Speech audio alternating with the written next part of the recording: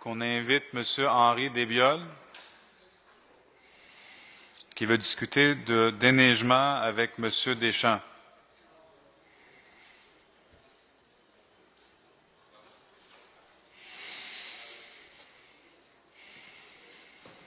Mesdames et messieurs, bonsoir. Le calme est revenu, ça fait du bien aussi, pour tout le monde, je pense. Alors écoutez, j'ai une question qui est absolument capitale pour moi. Vous voyez, comme vous le voyez, puis vous me connaissez, la plupart d'entre vous, que je dois me véhiculer en fauteuil. Et puis, je prie, parce que j'ai pris l'habitude de prendre les autobus à plancher bas. Mais faut-il encore y arriver? L'hiver, je pensais qu'il y avait une loi qui obligeait dans les services essentiels à déblayer les arrêts d'autobus. Pas seulement pour moi, parce que moi je prends des photos maintenant. Hein. Alors je vois des personnes âgées avec des cannes, des mamans avec des poussettes. Et puis moi, vous oubliez.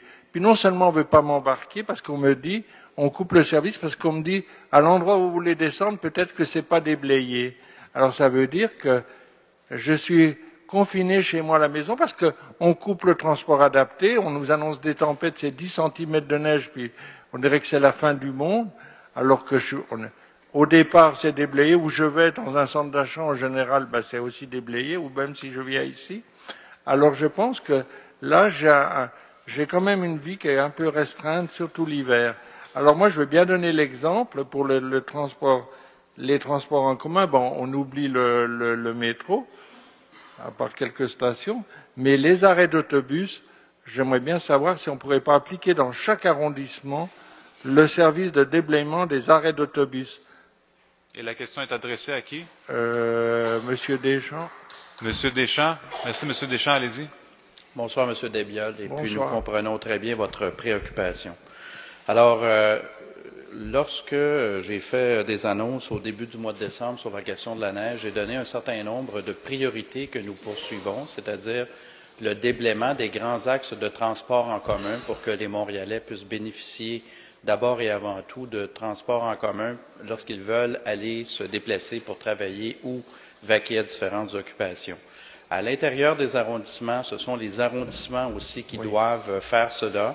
Alors, j'aurai la même courtoisie par rapport à mes collègues que M. Croteau a eu par rapport à l'arrondissement de la Salle dans sa réponse précédente.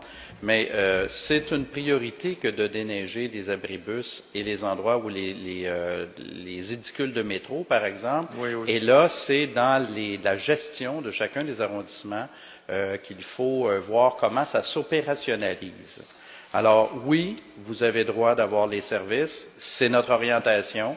Si vous avez des cas particuliers, peut-être nous les faire connaître et nous pourrons essayer de voir avec l'arrondissement concerné. Merci, M. Deschamps. M. Desbioles, Oui, votre question? je vais vous dire non, monsieur, parce que je ne travaille pas ni pour la ville ni pour la STM. Mon cellulaire, je l'utilise pour des choses très importantes. J'ai participé pendant des années, et à un moment donné, j'ai baissé un peu les bras, puis j'essaye de me défendre et sortir la tête de l'eau, puis de me faire une vie le plus agréable. J'en ai moins à faire que ce que j'ai fait, vous voyez. Alors, j'ai de la chance de ne pas être malade et d'être confiné dans un lit, mais tant que j'aurai la force, puis que je pourrai dire haut et fort ce que je pense, je ne veux pas parler pour tout le monde, mais je sais qu'il y a des gens qui viennent me parler, qui me connaissent, et je voudrais que les choses... j'en profite pour tous les maires d'arrondissement, là justement, qui prennent conscience de cette loi et puis de pouvoir faire les choses correctement. Même les arrêts officiels, on m'a demandé un arrêt officiel pour le transport adapté devant chez moi, on avait oublié de me mettre sur la liste. Alors l'arrêt est là, mais il y a un pied et quelques de neige et ça devient de la glace. Et c'est difficile pour la STM. Moi, je condamne absolument pas la STM. Ils font ce qu'ils peuvent avec tout ce qu'ils ont. Mais voilà, c'est la seule question. J'aurais une autre question qui n'est pas d'ordre du déneigement. Est-ce que je pourrais en parler? Mais très rapidement, parce que vous avez... Très rapidement.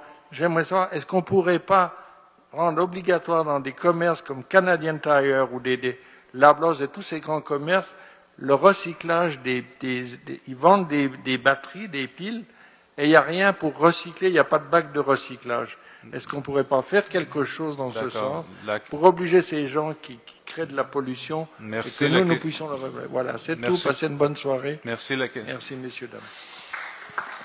Merci. La question est posée. Est-ce qu'il y a une réponse pour la question? Non? Monsieur Croteau qui veut répondre? Oui, allez-y. Oui. Oui, étant donné qu'on m'a interpellé personnellement et aussi l'arrondissement, j'aimerais apporter des précisions à M. Desbiol et également assurer M. Deschamps que nous appliquons à 100% la politique qui a été demandée par la Ville, soit nous déblayons la totalité des abribus et des arrêts d'autobus. En plus, on déblaye tous les centres hospitaliers, parce qu'il y en a plusieurs dans l'arrondissement. Également les débarcadères pour personnes handicapées qui font la demande pour qu'on puisse assurer un suivi. En effet, malheureusement, il y a eu un impair dans la première tempête de l'année. La modification de l'arrêt d'autobus pour l'habitation de M. Desbiol n'avait pas été incluse dans la nouvelle programmation, ce qui a été corrigé. Autre problématique, le déneigement qui avait commencé le samedi dans Rosemont-la-Petite-Patrie. M. Desbiol habite dans le secteur qui est desservi par l'école Bure, devait respecter le 24 heures obligatoire de repos, et ce qui a amené donc à un déblayage de l'arrêt du secteur le lundi seulement pour M. Desbiol, et on est sincèrement désolé de cette situation, mais sachez que vous êtes dans la liste des priorités comme toutes les autres personnes qui se retrouvent dans votre situation. Merci. Merci, M. Croteau. Merci, M. Desbiol. Bonne soirée.